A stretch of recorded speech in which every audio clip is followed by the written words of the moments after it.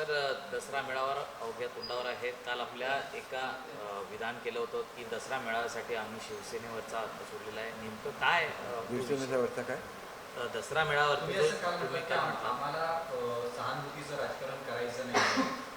Pole मैदान किंवा cross मैदानचा पर्याय तुम्ही सांगितला होता. त्यामुळे दसरा मेळावा तुमचा शिवतीर्थावरती होणार आहे का? हे बघा, दसरा मेळावा ही बाळासाहेबांनी चालू केलेली परंपरा आहे. ज्या लोकांनी विचाराचं सोनं लुटण्याची ती परंपरा आहे. बाळासाहेबांचे विचारच सोडल्यानंतर कितीही असं दाखवण्याचा प्रयत्न केला की आम्ही त्या प्रथा परंपरा जपतोय, तरी त्याला काही अर्थ उरत नाही. हिंदुत्वावर टीका करणाऱ्यांना साधं उत्तर देण्याचं सुद्धा धैर्य हे तुमच्याकडे शिल्लक राहिलेलं नाही आहे. सावरकरांची ज्याला बदनामी केली जाते त्याला त्याचं उत्तर आणि निषेध करण्याचं धैर्य तुमच्याकडे नाही आहे. ज्यावेळेला मुंबईमध्ये तुमचे नेते येतात त्यावेळेला साधं बाळासाहेबांच्या समाधीच्या दर्शनाला सुद्धा त्यांना घेऊन जाण्याचं औचित्य तुम्ही दाखवलेलं नाही आहे. बाळासाहेबांवर प्रेम करणारा मनुष्य हा खरा शिवसैनिक असतो.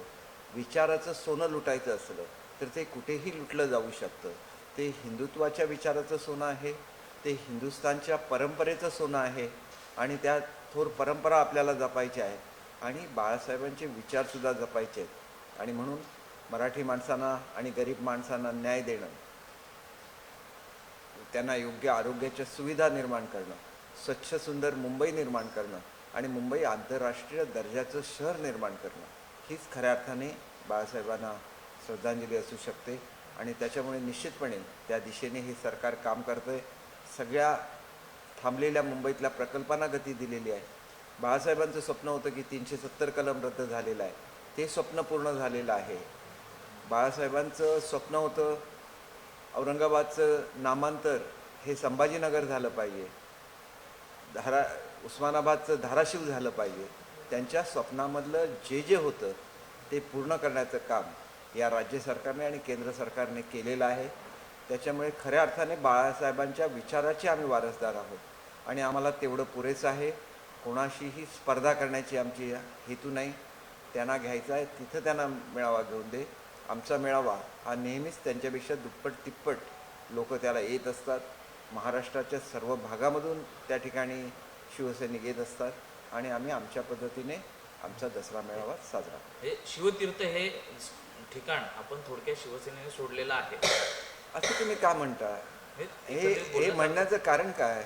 शिवतीर्थावर कोणी जाऊ देतं? तिथं छत्रपती शिवाजी महाराजांच्या नावाने ते शिवतीर्थ झालेलं आहे. 350वा राज्यारोहण सोहळा झाला, कधीही झाला नाही एवढा दिमागदार तो सोहळा त्या ठिकाणी आम्ही साजरा केलेला आहे. आज छत्रपती शिवाजी महाराजांच्या वागणखं ही या ठिकाणी महाराष्ट्रामध्ये आणली जात आहेत. महाराष्ट्राच्या जनतेचा जो एक आणि शिवाजी महाराजांचं जे वैशिष्ट्य होतं गडकिल्ल्यांचं, त्या गडकिल्ल्यांचं संवर्धन करण्याचं काम आज संपूर्ण महाराष्ट्रामध्ये सुरू आहे.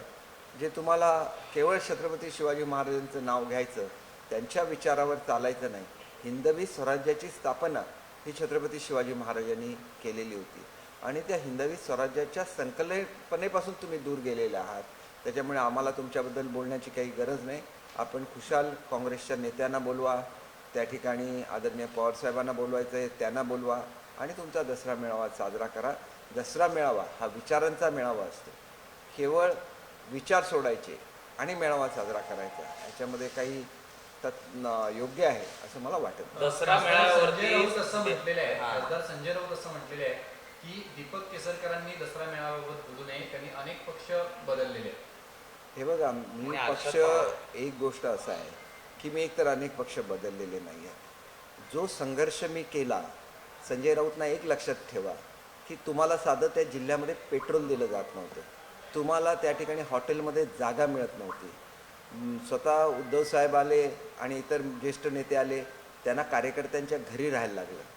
अशा तऱ्हेचा एक पकड ही राणेसाहेबांची त्या जिल्ह्यावर होती. तुम्ही विसरला की तो लढा देताना मी लढवला म्हणून मला बोलवायला उद्धवसाहेबांचा फोन आला होता. मी काय उद्धवसाहेबांकडे गेलेलो नव्हतो. मी निश्चितपणे शिवसेनेमध्ये आलो तो बाळासाहेबांच्या विचारामुळे आलो. मला पंतप्रधानांनी स्वतः दिल्लीला बोलवलेलं होतं. कदाचित त्याच वेळेला मी केंद्रीय कॅबिनेट मिनिस्टर झालो असतो, कोकणचा मला इन्चार्ज केला असता. परंतु मी त्यांना त्यावेळेला सुद्धा ज्यावेळेला मला आदरणीय पर्रिकर साहेब घेऊन गेले, पर्रिकर साहेबांना मी समजावून सांगितलं की सेना आणि भाजपची युती अखंड राहिली पाहिजे, तर या विचारांना जोडणारा एक दुवा तुम्हाला लागेल आणि ते काम करायला मला अधिक आवडेल. आणि म्हणून बाळासाहेबांच्या विचारासाठी, हिंदुत्वाच्या विचारासाठी मी शिवसेना हे सोडली आणि मी स्वतःचा राजीनामा देऊन तो लढा लढलेलो आहे. एवढं करून सुद्धा राणेसाहेबांचे आणि माझ्यात अतिशय चांगले संबंध आहे, कारण तो वैचारिक लढा होता. मी काय त्यांच्याशी व्यक्तिगत लढा दिलेला नव्हता, पण तुम्ही त्यांना कधीच हरवू शकला नव्हता. ही वस्तुस्थिती आहे. आज तुम्ही त्यांच्याबद्दल काही बोला, त्यावेळची परिस्थिती काय होती ह्याचा तुम्ही विचार करा. आणि म्हणून तुम्ही मला बोलवायला आला होता, मी तुमच्याकडे आलो नव्हतो. आणि आल्यानंतर हा चॉईस मी केला की BJP आणि शिवसेनेचं एकत्र राहिलं आणि ह्याच्यासाठी पुढच्या काळामध्ये उद्धव साहेबांची आणि मोदी साहेबांची एकत्र बैठक घडवण्यामध्ये सुद्धा माझा फार मोठा वाटा होता. आणि त्याच्यामुळे संजय राऊत हे तोडणारे आहेत आणि आम्ही जोडणारे आहोत. बाळासाहेबांच्याबद्दल किती आदर हा मोदी साहेबांना आहे हे मी स्वतः बघितलेलं आहे आणि त्यांनी वेळोवेळी अतिशय प्रेमाने उद्धव साहेबांशी वागलेले आहेत. याच्या विरुद्ध नेहमी सामनामध्ये काहीतरी लिहायचं आणि मोदी साहेबांचे आणि उद्धव साहेबांचे संबंध बिघडवण्यामध्ये यांचा फार मोठा वाटा आहे. आणि त्याच्यामुळे मला सांगायचं आहे, संघर्ष वैचारिक असावा, संघर्ष व्यक्तिगत नसावा. आणि हे मी दाखवून दिलेलं आहे. आज सुद्धा राणेसाहेब आणि मी ज्यावेळेला कोकणाच्या विकासासाठी एकत्र काम करतो, एकेकडे आमचा फार मोठा संघर्ष झालेला होता, परंतु असं वैचारिक संघर्ष करणाऱ्यातले संजय राऊत आहेत असं मला स्वतःला वाटत नाही. आधी तर त्यांनी ठरवावं की ते कोणाशी एकनिष्ठ आहे. त्यांची जास्त एकनिष्ठता ही आदरणीय पवारसाहेबांच्या बरोबर आहे आणि त्याच्यामुळे त्यांनी ती एकनिष्ठता जपावी. आज शिवसेनेचं जे वैशिष्ट्य होतं ते तोडून काँग्रेस आणि राष्ट्रवादीबरोबर शिवसेनेला घेऊन जाण्यामध्ये संजय राऊत यांचा मोठा वाटा आहे. मी असं केलेलं नाही. उलटा मूळ विचार आणि ज्या युतीच्या नावावर महाराष्ट्राच्या जनतेने निवडून दिलेलं आहे त्या विचाराशी आम्ही एकनिष्ठ राहिलो. शिंदेसाहेब एकनिष्ठ राहिले. लोकांना भेटलं जात नव्हतं, जनतेची कामं होत नव्हती, म्हणून एक जो लढा महाराष्ट्रामध्ये झाला तो लढा जनतेसाठी असलेला लढा होता, बाळासाहेबांच्या विचारासाठी असलेला लढा होता आणि त्या लढ्याबद्दल आम्हाला अभिमान आहे. यावं पुढे जाऊन ते असेही म्हणतायत की दीपक केसरकर हे मोती तलावावरचे डोमकावळे आहेत, आज इथे तर उद्या तिथे, जी एक तिखट टीका तुमच्यावर केलेली आहे. अहो, त्यांनी माझ्यावर काहीही टीका करून दे, मला त्यांच्यावर टीका करायची आहे न मला आदित्य ठाकरेंवर टीका करायची आहे. हे बघा, आदित्य खोटं बोलतात हे 100% मी महाराष्ट्राच्या जनतेला सांगतो.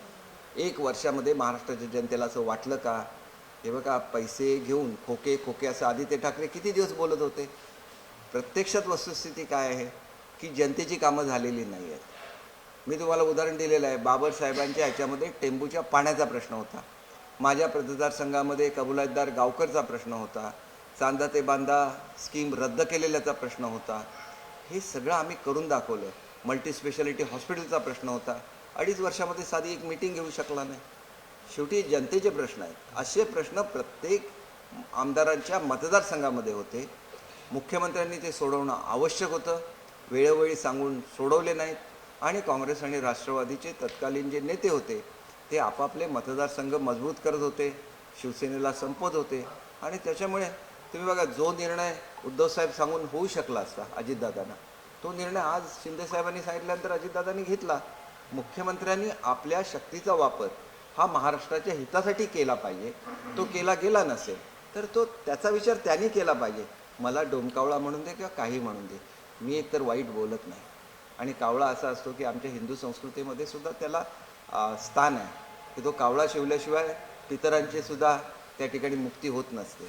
आणि म्हणून बघा, काही हिंदू संस्कृतीसाठी करायचं असेल आणि त्याच्यासाठी जर मला एखादं वाईट म्हणून घ्यायचं असेल, मी त्याचं स्वागत करतो. दसरा मेळाव्यासाठी ठाकरे गट कदाचित पुन्हा एकदा कोर्टामध्ये जाण्याची शक्यता आहे. जर पालिकेने निर्णय ठाकरेंच्या बाजूने दिला तर तुमची दुसरी बाजू किंवा तुमचा प्लॅन B तयार आहे का? तो काय असणार आहे? मला लक्षात येत नाही आपण काय बोलताय. बघा, आम्ही शिवसेना आहोत, आमच्याकडे धनुष्यबाण आहे आणि त्याच्यामुळे हे दूर होण्याची काही शक्यता असं मला स्वतःला वाटत नाही. आणि एक असं आहे की आमच्याकडे मेजॉरिटीसुद्धा आहे. केवळ सहानुभूतीचं राजकारण करणं याच्यामधून महाराष्ट्राचा विकास होत नाही.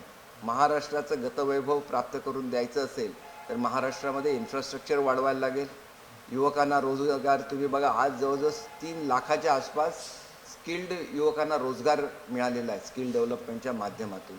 मोठ्या प्रमाणात औद्योगिक क्रांती महाराष्ट्रामध्ये चालू आहे. या रिजनची निवड केंद्र शासनाने गुंतवणुकीसाठी केलेली आहे.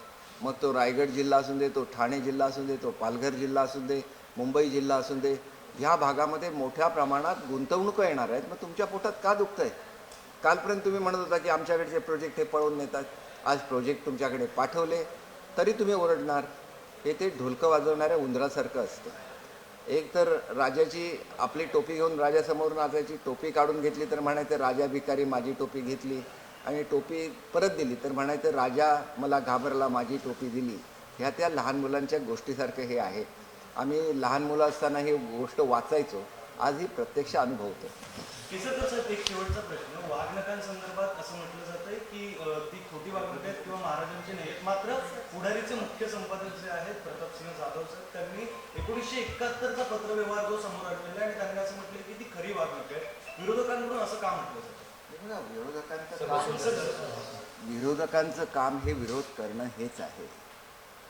बघा, शेवटी छत्रपती शिवाजी महाराजांनी, ज्याला आपण शिवकालीन म्हणतो, प्रत्येक स्मृती आपण जपण्याचा प्रयत्न करतो. इंग्रजांनी ह्या स्मृती का जपल्या नाही याच्यामागे एक ऐतिहासिक कारण आहे. इंग्रज हे जुन्या गोष्टींचं संवर्धन करण्यासाठी जगभरामध्ये प्रसिद्ध आहेत. परंतु एकदा त्यांना विचारलं गेलं की तुम्ही छत्रपतींच्या सगळ्या स्मृती का नाहीशा केल्या, तर त्यांनी असं सांगितलं की छत्रपती शिवाजी महाराजांच्या स्मृती जर आपण जिवंत ठेवल्या तर त्याच्यामधून बंडखोर निर्माण होतील आणि आमचं राज्य संपेल. आणि हे कारण आहे. आणि त्याच्यामुळे एकतर ब्रिटिशांच्या गुलामगिरीबद्दल तुम्हाला काय वाटत नाही, स्वातंत्र्यवीर सावरकरांनी ज्या यातना सोसल्या त्याच्याबद्दल तुम्हाला काय वाटत नाही.